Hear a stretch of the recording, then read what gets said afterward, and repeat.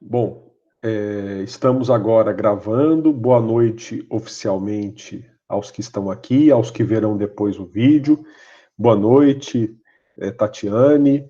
Eu quero, neste início de encontro, resgatar algumas coisas da nossa disciplina lá no Google Class e depois, propriamente, eu voltarei ao tema da linguagem. Então, eu já começo aqui pedindo licença para compartilhar a minha tela, vou trazê-la para vocês e vou para a nossa disciplina que está aqui na tela.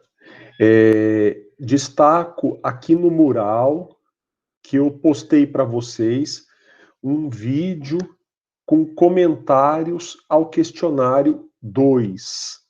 Então, vamos lá. Em atividades, nós temos, na verdade, material e atividades.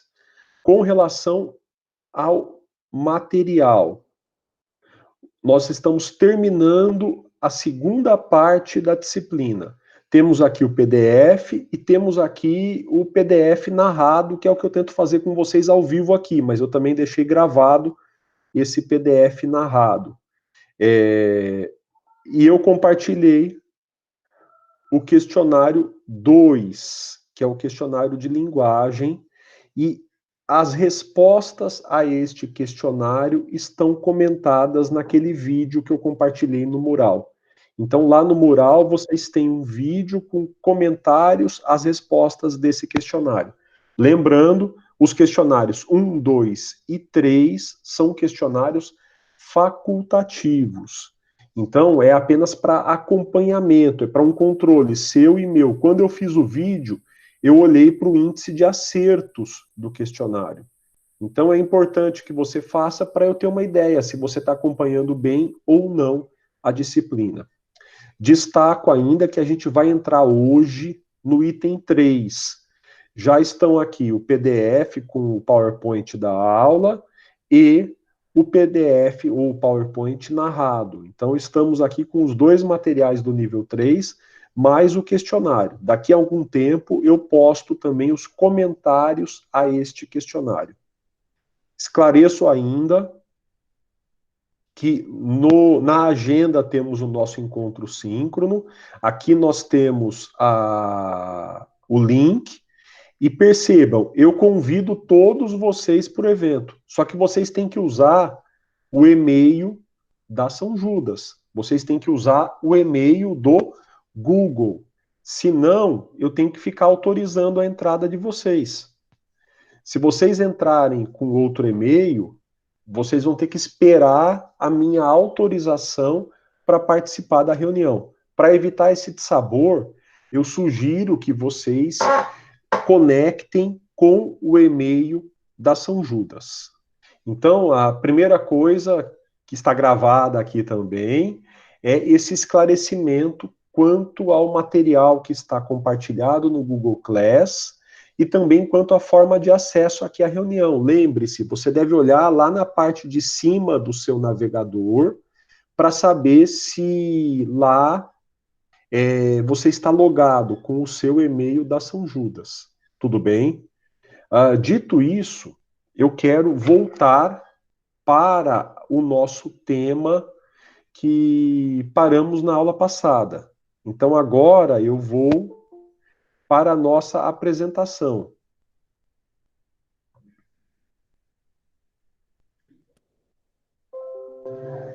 Na aula passada, eu falei da linguagem. Então, na aula passada, eu falei da linguagem, falei da língua, falei do caráter social da língua e disse que a língua, por exemplo, a língua portuguesa, se divide em níveis. Existem vários grupos de falantes que falam a língua portuguesa de um jeito diferente. E existe um desses níveis que se chama linguagem jurídica. Especificamente, a linguagem jurídica é um nível técnico. A linguagem jurídica é um nível científico ou profissional. da língua. Dentro da linguagem jurídica, existem, por sua vez, subníveis, jeitos diferentes de usar a linguagem jurídica. São vários subníveis. Então, a linguagem jurídica está na lei, nas sentenças, nos contratos, nos atos administrativos, na doutrina. Olha, a linguagem jurídica, embora seja uma forma de se usar a língua portuguesa típica dos juristas, não se limita apenas a comunicações mais fechadas. É óbvio que numa comunicação entre juristas, utiliza-se a linguagem jurídica. Quem são os juristas? Advogado, juiz, promotor, delegado, procurador, defensor público, todos esses são juristas. Quando eles conversam entre si num processo ou fora do processo, é natural que usem a linguagem jurídica. Mas eu lembrava, a linguagem jurídica não se limita a comunicações fechadas. Ela também é usada em comunicações abertas. Quando o jurista ou um leigo, ou o Estado conversa com um cidadão que é leigo, ele costuma usar a linguagem jurídica. Então, mesmo em comunicações mais abertas, há o uso da linguagem jurídica. Por exemplo, quando uma lei se dirige à população, ela o faz usando a linguagem jurídica. E aqui nós chegamos a um problema. A linguagem jurídica é a linguagem de processos que envolvem cidadãos, que são leigos no direito. A linguagem jurídica, como eu disse, é a linguagem que aparece numa lei. E a lei traz deveres e obrigações para todos os cidadãos. A linguagem jurídica é uma linguagem que aparece em sentenças. E a sentença serve de exemplo para todos os cidadãos. Então, todos os cidadãos precisam compreender leis e sentenças. No caso da lei, isso é categórico, é taxativo. O artigo 3º da LINDB, Lei de Introdução às Normas do Direito Brasileiro, é clara. Ninguém deixa de cumprir a lei alegando que não a conhece. Então, ninguém pode simplesmente desobedecer uma lei e falar, mas eu não conhecia a lei. E esse não conhece significa também não a interpreta, não a entende. Ninguém pode dizer que não entendeu a lei e por isso a descumpriu. Em sendo assim, por que é que as leis não são escritas numa linguagem que todo mundo entende? Por que que as leis geram a chamada barreira linguística? Por que que as leis são escritas numa linguagem difícil para muitos? Nós, na aula passada, paramos exatamente nessa contradição. E eu quero tentar trazer para vocês uma pretensa justificativa para isso. Por que é que a linguagem jurídica, que deveria ser compreendida por todos, não é? Por que que uma lei que deveria ser facilmente entendida por todos, não é? E aí, nós temos que lembrar que a linguagem jurídica, antes de tudo, é uma linguagem técnica. E há uma razão para isso. A linguagem jurídica é a linguagem de um grupo profissional. Quem é o profissional? O profissional é aquele cidadão que resolve problemas sociais. Por exemplo, o médico é aquele profissional, é aquele cidadão que resolve problemas de saúde. O engenheiro é aquele profissional, aquele cidadão que resolve problemas de infraestrutura, problemas de logística da sociedade. E o advogado? E o jurista? O advogado ou o jurista é aquele profissional que resolve conflitos sociais. Normalmente, o jurista atua para prevenir ou para sanar um conflito. Então, os profissionais do direito precisam de uma linguagem que seja extremamente útil para resolver problemas. Nesse sentido, é necessário que a linguagem seja precisa. que ela indique exatamente qual o conflito que está sendo evitado ou resolvido. Ora, em sendo assim, nós colocamos a linguagem jurídica na balança. De um lado, como todos têm que entender a linguagem jurídica, como todos têm que entender a lei, como o juiz se dirige a todos os cidadãos, a linguagem jurídica tem que ser popular. Mas de outro, ela precisa ser técnica. Quando a gente coloca esses dois valores, essas duas necessidades na balança, a balança pende para o técnico. Eu sacrifico um pouco do popular. A linguagem jurídica tem que ser popular porque todo mundo tem que entender a lei. Todo mundo tem que entender o que o direito diz, porque todo mundo tem que saber o que pode, o que não pode e o que deve fazer na sociedade. Lembrando, o direito, a lei, traz para o cidadão o poder, o não poder e o dever. O permitido, se vocês preferirem, o permitido, o proibido e o obrigatório. A lei traz comportamentos, repito, permitidos, proibidos e obrigatórios. Todo mundo tem que saber que comportamento é permitido, proibido e obrigatório. Se todo mundo tem que entender a lei, então nós diríamos, a lei tem que ser escrita numa linguagem fácil, numa linguagem compreensível.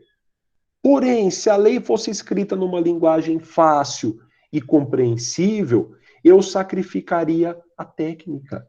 Eu estaria terminando por sacrificar a precisão da linguagem jurídica. E como eu disse, ela é útil para um grupo de profissionais que vão resolver conflitos. E esses profissionais precisam de uma linguagem que seja precisa, certa e transmita segurança. Não podemos esquecer que a linguagem jurídica é usada em situações envolvendo direitos, às vezes até restrição de direitos. Eu posso prender alguém, eu preciso então ter uma linguagem que deixe a certeza de quais comportamentos são permitidos, proibidos ou obrigatórios. Uma linguagem que não gere insegurança na sociedade. Olha, fazer aquele negócio com o treco no meio do trem é proibido. Se eu falasse algo assim, eu estaria gerando uma tremenda insegurança na sociedade. Eu preciso exatamente definir cada conceito para que nós saibamos exatamente o significado desses conceitos. E é o que vocês estão aprendendo. Vocês estão aprendendo termos técnicos da linguagem jurídica. Vocês estão aprendendo em direito civil o que é pessoa, o que é bem, o que é negócio jurídico. Vocês estão aprendendo em direito penal o que é o crime. Vocês vão estudar o que é a pena. Vocês estão estudando em direito constitucional o que é a Constituição, o que é um direito constitucional. Vocês estão estudando em cada ramo do direito questões técnicas. E aqui temos mais um elemento. A linguagem jurídica não vem de um lugar desconhecido, ela vem de uma ciência que é usada pelos profissionais do direito. Então, a linguagem jurídica contém termos que foram desenvolvidos ao longo de séculos e séculos. Quem inventou a ciência do direito foram os romanos. Os romanos foram os primeiros professores de direito. Eles inventaram, então, a ciência do direito, o estudo do direito. E a partir de então eles desenvolvem conceitos. Muitos dos nossos conceitos são exatamente os mesmos conceitos romanos. E há um terceiro elemento aí. Quando um profissional do direito vai atuar para resolver um conflito com base no direito, a sua atuação tem que ser neutra. O juiz não vai julgar um conflito conforme aquilo que ele quer. O juiz, obrigatoriamente, vai julgar um conflito conforme os termos da lei interpretada de acordo com a ciência do direito. Então, ele precisa usar uma linguagem que mostre que a interpretação que ele faz da lei é neutra. Um advogado, ainda que atue em nome de uma parte, precisa usar essa neutralidade para interpretar a lei. Senão, ele vai passar para o seu cliente um direito que ele não possui. Portanto, a primeira questão que eu queria trazer para vocês, finalizando a aula passada, então a primeira questão que eu queria trazer para vocês, finalizando a aula passada, é a questão de tentar justificar por que que a linguagem jurídica pende para o lado técnico. Ora, em nome da precisão, da certeza e da segurança da atuação dos advogados, da atuação dos juízes, dos promotores, dos delegados, eles usam uma linguagem que vai deixar claro sobre o que eles estão falando. Ainda que o cidadão não entenda exatamente o significado de uma lei, cabe a ele consultar um advogado. E o advogado vai explicar exatamente o que significa aquela lei. Vocês podem dizer, tá, mas não seria interessante que a linguagem jurídica fosse diretamente entendida por todos? Claro que seria, desde que isso não gerasse insegurança, incerteza, indefinição. Se nós tivermos um quê de incerteza ou de indefinição quanto ao significado de um conceito, nós não podemos abrir mão da precisão técnica. Vocês estudaram já e estão estudando a primeira parte do direito penal, a parte geral do direito penal. Vocês não entraram ainda nos crimes, mas eu garanto que quase todos vocês sabem que há uma diferença fundamental entre o roubo e o furto. Olha, o roubo é a subtração de coisa alheia móvel mediante violência ou ameaça. E o furto é a subtração de coisa alheia móvel sem violência ou ameaça. Se eu não sei exatamente o significado de furto ou de roubo, eu posso confundir essas condutas. E o Código Penal reputa que quando você usa violência ou ameaça usar a violência, você está praticando uma conduta mais grave e a sua pena vai ser maior. Então seria muito arriscado para a sociedade que a linguagem do direito fosse uma linguagem idêntica à língua portuguesa, sem a busca da precisão técnica. A partir do momento que a linguagem jurídica começa a buscar um refinamento, uma sofisticação, uma precisão técnica, naturalmente ela começa a se afastar da linguagem comum e ela vira um nível próprio de linguagem. Então, vamos dizer, eu, filosoficamente, acho que não deveria existir a linguagem jurídica. Eu, filosoficamente, idealmente, acho que todas as leis deveriam ser escritas em uma linguagem popular. Mas eu seria leviano se eu defendesse isso, sem que nós antes criássemos uma ciência com palavras populares. Nós precisaríamos primeiro criar uma ciência que não fosse afastada da população, para termos precisão dos termos e passarmos a usar esses termos em leis, contratos, sentenças. Até lá, se eu, como profissional, quero apresentar para o meu cliente uma atuação que seja científica, uma atuação que seja correta, uma atuação que seja neutra, que busque o melhor para ele, então eu fico preso à linguagem jurídica. Tudo bem por hora, pessoal? Estou, então, refletindo com vocês sobre essa contradição da linguagem jurídica e mostrando o porquê que ela precisa ser técnica. Quero fazer mais 2 ou 3 reflexões sobre a linguagem jurídica.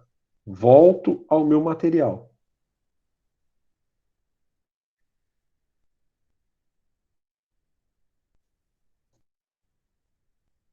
A próxima reflexão é justamente quanto ao caráter tradicional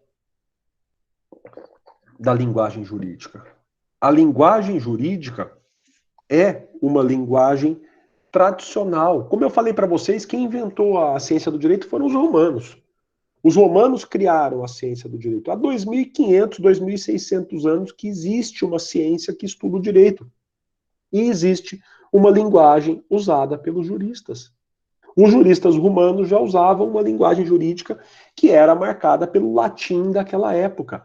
Ora, a linguagem jurídica, portanto, é uma linguagem histórica.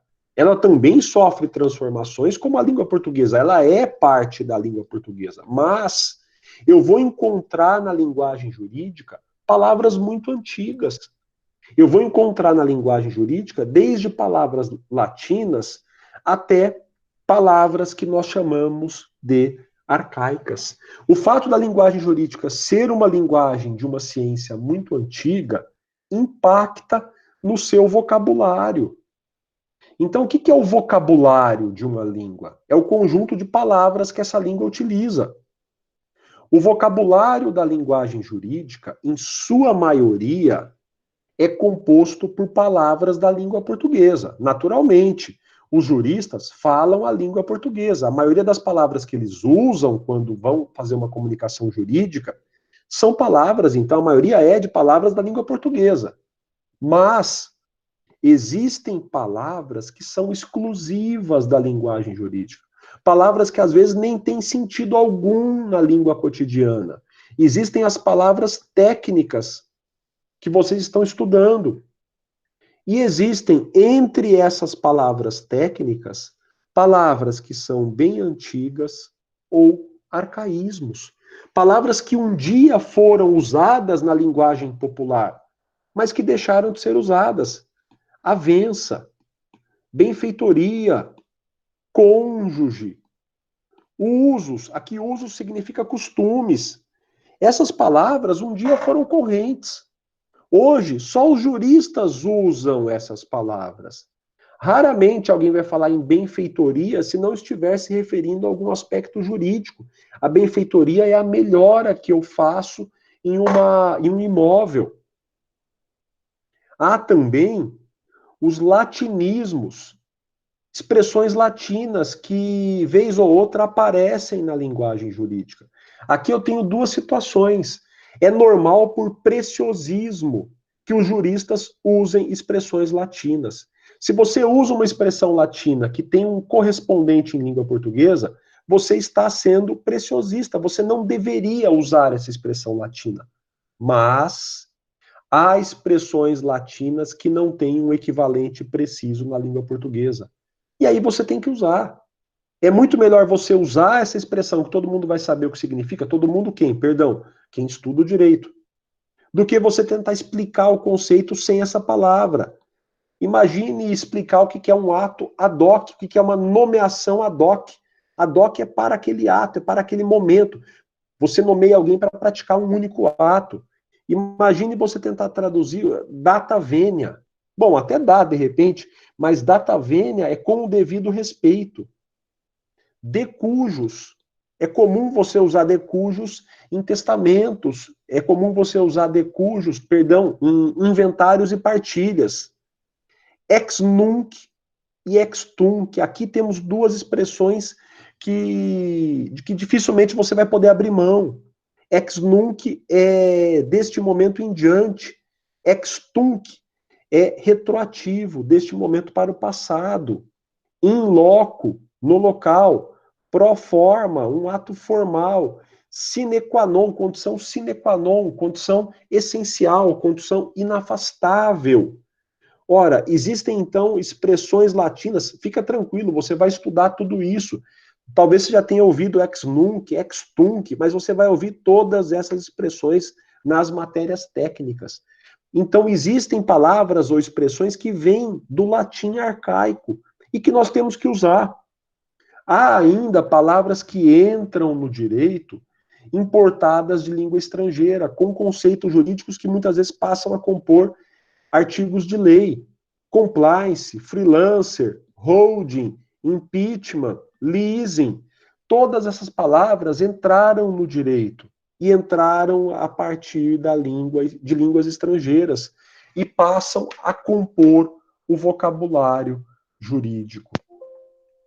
Portanto, meus caros, é muito importante que vocês percebam que vocês estão estudando o direito. E eu já falei isso outrora.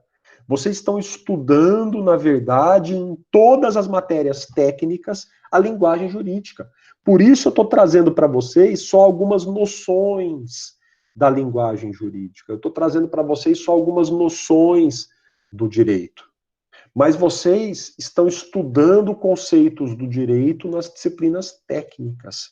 E aí é importante você ficar tranquilo, porque não é nenhum bicho de sete cabeças. Você vai apenas entender a estrutura da linguagem que você está estudando. E você vai perceber que essa linguagem, que é a linguagem do direito, é a língua portuguesa com palavras próprias. Entre essas palavras próprias aparecerão palavras antigas que continuam usadas no direito, palavras latinas que ficaram congeladas no tempo e que desde 2.500 anos no passado até hoje continuam sendo usadas pelos juristas. E você também vai encontrar palavras estrangeiras que estão sendo trazidas para o Brasil a partir de novos conceitos que nós adotamos no nosso direito e que vêm do direito estrangeiro. Bom, tudo bem até aqui, meus caros? Porque nós terminamos o segundo ponto da matéria, que era falar da linguagem. Alguma dúvida? Agora eu me perdi, Tatiana. Eu acho que você respondeu a primeira pergunta, né? O professor não deve, ninguém deve fazer duas perguntas opostas ao mesmo tempo, né? Eu perguntei se estava tudo bem e aí eu perguntei alguma dúvida. Então, tudo tranquilo, né? Eu estou interpretando que está tudo bem. A Beatriz está dizendo aqui, deixa eu ver. Minha cara, e-mail, eu sou um horror. Eu peço desculpas, eu vou tentar olhar, mas tem uns 300 a 400 e-mails que eu não vejo, porque todo mundo está falando comigo por e-mail, por meios digitais. Tenta colocar, pode trazer aqui, minha cara, eu vou ter o maior prazer para responder. Eu só estou sendo muito franco e gravando ainda com você, né? Eu sou um terror para responder e-mail. Não é por mal, não, mas eu nunca gostei do e-mail. Hoje o WhatsApp eu devo ter uns 1.500 na fila. As pessoas ficam escandalizadas comigo, mas eu não dou muita bola para essas coisas, não. Tenta colocar a dúvida aqui e tenta colocar a dúvida lá no Classroom. Tenta usar lá o mural, tenta usar... Porque eu estou me forçando a entrar no Classroom, é meu compromisso com vocês, eu tenho o dever de tirar a dúvida de vocês. Mas traz para cá. Aqui, mais do que eu ficar expondo o conteúdo que já está no vídeo, eu preferiria gastar esse momento tirando dúvidas de vocês. Isso que eu estou falando aqui, esse conteúdo, está no vídeo. Mas eu me policio para voltar aqui, para continuar dando a aula, para simular o presencial. Mas está tudo no vídeo, né? Mas vamos lá. Pode, Beatriz, pode tirar agora, acho que você já colocou. Eu já vou e aí todos aproveitam. Sua dúvida aproveita para todos. Deixa eu ver aqui, Thaís.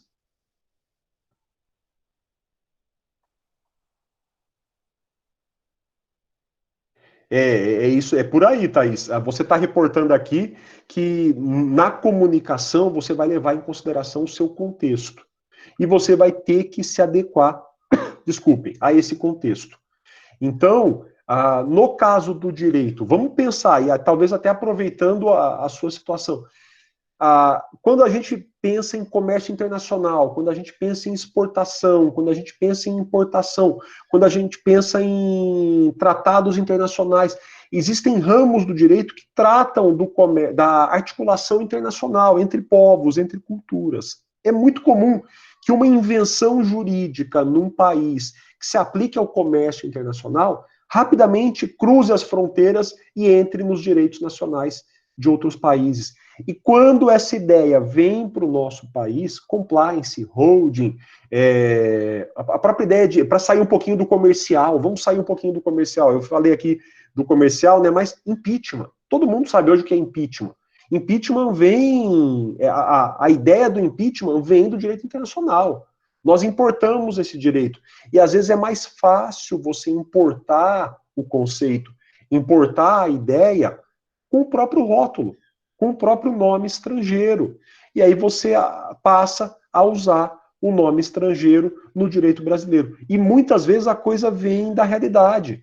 Nós vamos ter empresas que vão operar, que vão funcionar fazendo acordos que vão ser acordos que têm um nome no exterior, ou fazendo operações que já têm um nome no exterior, e quando a gente for regulamentar essa operação, quando formos criar uma lei, a lei às vezes chega atrasada, quando formos criar uma lei para tratar dessa relação, então essa lei vai também se aproveitar do nome. E aí eu acho que tudo começa no que você colocou. Dentro daquele ambiente, dentro daquele contexto, é natural usar as expressões estrangeiras. E o que é bonito é que a língua é viva, né? A língua se transforma. Também a linguagem jurídica se transforma. Então, se eu disse para vocês, e eu escrevi isso lá no slide, que a linguagem jurídica ela é tradicional, então ela conserva termos antigos, ela conserva termos latinos, eu nunca quero dizer que ela não se transforme. Ela se transforma. E a própria adoção de palavras estrangeiras, inglesas, mostra isso. Gente, hoje, termo da moda no direito é compliance. Claro, há muitas questões que vêm aí da lei de proteção de dados, ela vai se tornar vigente daqui a pouco, mas hoje todo mundo quer conhecer compliance, quer fazer um curso de compliance. E o que é o compliance? O compliance é uma coisa que já existia há muito tempo no direito brasileiro, que é a atuação preventiva. Então, o advogado que é especialista em compliance trabalhista, compliance tributário, compliance empresarial, ele é especialista em quê? Em adequar as práticas da empresa para que ela não viole as leis. Mas olha que bonito, olha que chique eu falar para vocês que eu atuo na área de compliance. Eu estou usando um termo estrangeiro e esse termo já virou um termo corrente. Eu ainda não me recordo, no direito público pelo menos, ao qual eu sou mais afeito, de ver a palavra em leis, mas muitas leis já trouxeram o conceito de compliance. A lei das empresas estatais, por exemplo, adotou o conceito de compliance. Não usou o nome, não me lembro do nome, mas usou o conceito. Agora, quem conhece vai usar. Quando começar a ler os artigos, olha, a empresa estatal tem que fazer isso. Opa! Ela tem que ter uma política de compliance. E nós vamos usar a palavra estrangeira. Então, aproveitando aí o que você colocou, né, Thaís, o contexto nos leva a isso. E se o nosso contexto está pedindo essas palavras e essas situações, nós vamos usar essas palavras nessas situações. Beatriz, a sua dúvida é sobre a questão 1 da A1, né? Devemos falar sobre a lei ordinária em geral ou utilizar uma lei como exemplo? Olha, volta aí nos vídeos que eu já tratei disso, mas eu vou falar de novo. Não tem nenhum problema, vocês têm que perguntar sempre que preciso, e não tem problema eu falar 5, 10, 15 vezes, gravando todas, inclusive. Mas a pergunta é em geral. Inclusive na aula, se você voltar para o vídeo da aula em que eu falei, olha, eu estou falando de uma coisa parecida da A1. Quando eu falei da sentença, e eu falei do processo de comunicação da sentença. Então, no processo de comunicação da sentença, eu falei quem é o emissor, receptor, e assim sucessivamente. Quando eu falei da sentença, eu destaquei, olha, eu não estou falando de uma sentença em específico. Eu estou falando das sentenças em geral. E aí, Beatriz, eu vou ser mais genérico ainda. Pense em leis federais. Sequer você precisa diferenciar em lei ordinária ou complementar. Basta você pensar que você tem lá o Estado e dentro do Estado você vai ter o emissor. Se você me sinalizar para esse lado, eu já vou considerar correta a tua questão. E depois você vai pensar nos outros elementos, mensagem, receptor. Então você vai construir todos os elementos do processo de comunicação. Quem que aparece?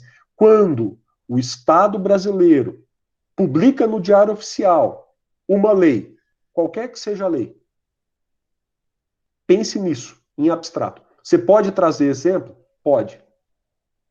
Pode trazer exemplo. Mas se você tentar responder a questão inteira com um exemplo, você não respondeu. Creio já ter falado disso alguma vez com vocês, acho que ainda em sala de aula, viu, gente? O que é, se eu perguntar para vocês, o que é uma ave? E você responder, a ave é uma galinha. Você deu um exemplo. O exemplo está correto. Mas você não respondeu a pergunta por inteiro. Porque a galinha é um tipo de ave. Se eu falar para você, descreva uma ave, e você descrever a galinha, você descreveu um tipo de ave. Está errado? Não. Mas está inteiro certo? Longe disso. Então, cuidado com o exemplo. Agora, se você, Beatriz, falar da lei em geral e ainda trouxer um exemplo, uma beleza a tua resposta. Ela vai ficar legal. Mas cuidado para não responder só com um exemplo. Dá para responder a partir de um exemplo, indo para o geral? Dá. Dá para você ser indutiva, partir do concreto e falar do geral? Dá. O risco é você ficar no concreto. Agora eu filosofei um pouquinho. Tudo bem? E se não tiver bem, posta de novo aí a pergunta, que eu continuo nela. Eu vou avançar aqui na exposição, só para eu chegar mais ou menos ao ponto que eu gostaria de chegar com vocês, e daqui a pouco eu chego, e daqui a pouco eu volto, mas anotem as perguntas, a gente traga as perguntas para os próximos encontros. Se for necessário, a gente aumenta o tempo dos nossos encontros. Ao invés de começar às 8, a gente começa 10 para as 8, 20 para as 8, 7h30, 7h10, a hora que vocês precisarem para que eu possa ter o prazer de tirar todas as dúvidas de vocês. Tudo bem? E se quiser por escrito, vai no Class. Coloca a dúvida lá, porque aí todo mundo também vai ver sua dúvida e fica mais produtivo. E aí eu respondo para você. Se eu conseguir, eu vejo também o e-mail e respondo. Eu não posso prometer o que está muito difícil de eu fazer nesse momento da vida. Tudo bem? Eu vou voltar aqui a compartilhar a tela. E agora, eu quero começar com vocês o terceiro tema, a terceira questão nesse estudo da língua portuguesa, que é falar um pouquinho da palavra e da oração. E eu vou trazer conceitos bem genéricos nesse momento, pouca coisa específica da linguagem jurídica, mas eu volto no próximo tema a falar alguma coisinha da linguagem jurídica. Primeiro, eu disse para vocês que a língua é um código. Todo código, então a língua portuguesa é um código. Todo código é composto por signos. O que é signo? Signo, desculpe o jeito que eu vou falar, signo, ou sinal, ou símbolo, é uma coisa que me faz pensar em outra coisa. Então, se existe uma coisa que me faz pensar em outra coisa, esta coisa é um signo. E se eu for mais preciso, na verdade, esta coisa é um significante. E aquilo em que ela me faz pensar é o significado. E há uma relação entre o significante e o significado. Por exemplo, o sinal vermelho, amarelo, verde. Quando eu olho para o sinal, se eu olhar para ele e pensar vermelho, amarelo, verde, luz vermelha, luz amarela, luz verde, não há um signo. Porque eu estou pensando só na cor da luz. Agora, se eu vejo a luz vermelha e penso, pare.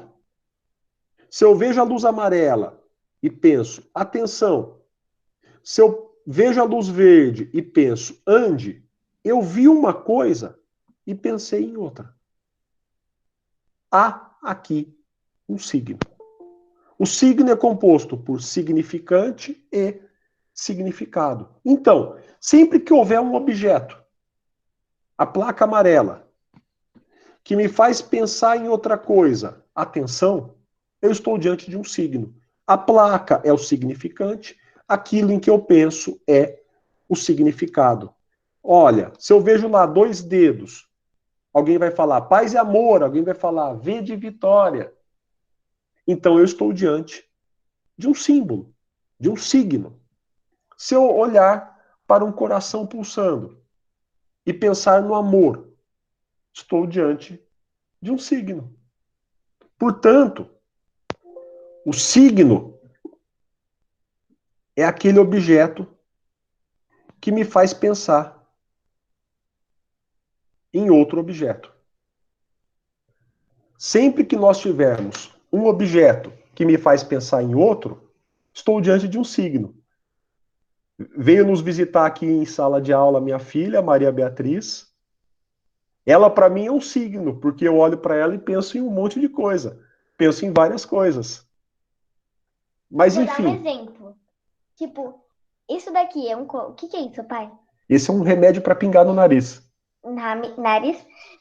Isso daqui, quando eu olho pra isso daqui, eu, eu vou pensar em outra coisa. Eu não penso em nada, eu penso em um negócio qualquer de bebê. Mas na verdade, se eu pensar melhor, eu penso que eu vejo que é um negocinho de nariz. Muito obrigado. Bom, gente, depois dessa participação aí, que eu confesso filosófica da minha filha, eu vou aqui retomar. Então, eu estou falando de vocês do signo. Qual é a questão do signo? Por que eu estou falando do signo? Eu disse para vocês que todo código é composto por signos. E eu disse para vocês que já já ela vai dar aula, ela dá muita aula, viu? Então eu disse para vocês que a língua portuguesa é um código. E assim como qualquer código, ela é composta por signos.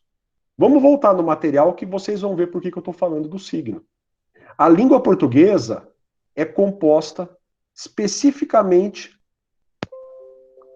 por um signo que é chamado de signo linguístico. Ou, se vocês preferirem, o signo linguístico é a palavra. O código língua portuguesa é composto por signos que se chamam palavras. E o que é a palavra? Não sei se vocês já refletiram, já pensaram nisso. A palavra é a união de um som a um significado. O som estudante. Pense, isso é um som. Estudante. Estudante. Este é o significante da palavra, que nos leva a um significado. Essa relação significante-significado é uma relação de significação. É a relação entre significante e significado. Então, sempre que eu pensar numa palavra, eu tenho um significante e um significado. Cachorro é o som, o significado é o animal. Telefone é o som, o significado é o objeto. Quando a gente pensa em termos abstratos, aí fica difícil representar. Mas justiça é o significante. O significado é a ideia de justiça. Ou oportunidade. Este é o significante. O significado é a ideia de oportunidade. A palavra, portanto, é uma relação entre significante e significado. Quando eu penso nessa relação, som, significante, ideia, significado, eu penso numa relação de significação, que pode ser denotativa, que pode ser conotativa. Então a relação pode ser denotativa ou conotativa.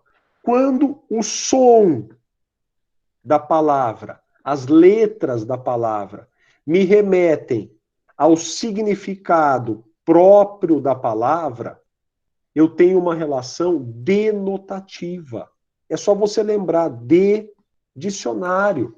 Claro, o dicionário também tem significados conotativos, mas vamos pensar o dicionário trazendo o significado concreto, inicial da palavra. Sempre que eu tiver a palavra sendo usada no seu sentido próprio, eu tenho uma palavra no seu sentido denotativo. A chave está na porta. A chave está na porta.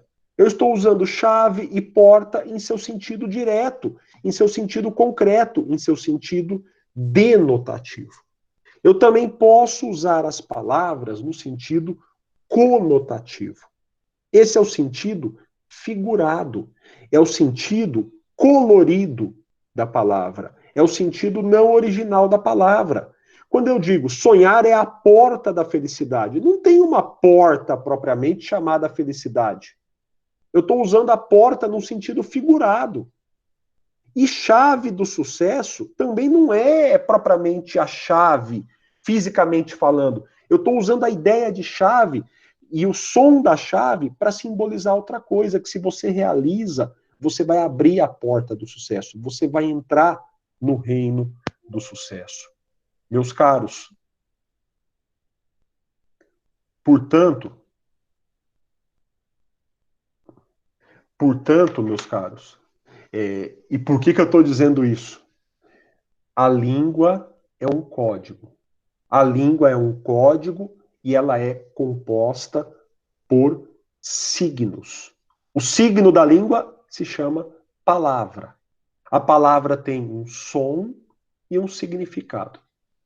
Quando o som me remete ao significado original da palavra, ao significado histórico da palavra, ao significado concreto da palavra, eu tenho uma relação denotativa. Quando o som me remete a uma metáfora, a um significado poético, a um significado colorido, entre aspas, da palavra, eu tenho uma relação conotativa. E eu estou falando isso porque, na linguagem jurídica, que é uma linguagem técnica, que é uma linguagem científica, na tua prova, na petição inicial, no contrato, você deve preferir usar palavras no sentido denotativo. Você deve evitar de fazer metáforas. Tome cuidado para ver se a palavra que você está usando é uma palavra no seu significado próprio ou não.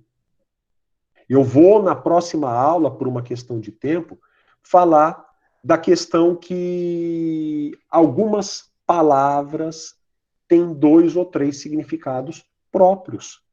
Isso se chama polissemia, mas eu volto na próxima aula. Então, o que eu queria simplesmente para finalizar nesse momento é, quando você pensa em palavras com significado denotativo e conotativo, prefira para a tua resposta na prova, para a tua tese, para a tua petição inicial, para o teu contrato, para a tua manifestação oficial não literária, prefira as palavras no sentido denotativo. Tudo bem, pessoal? Eu vejo que são 8h50.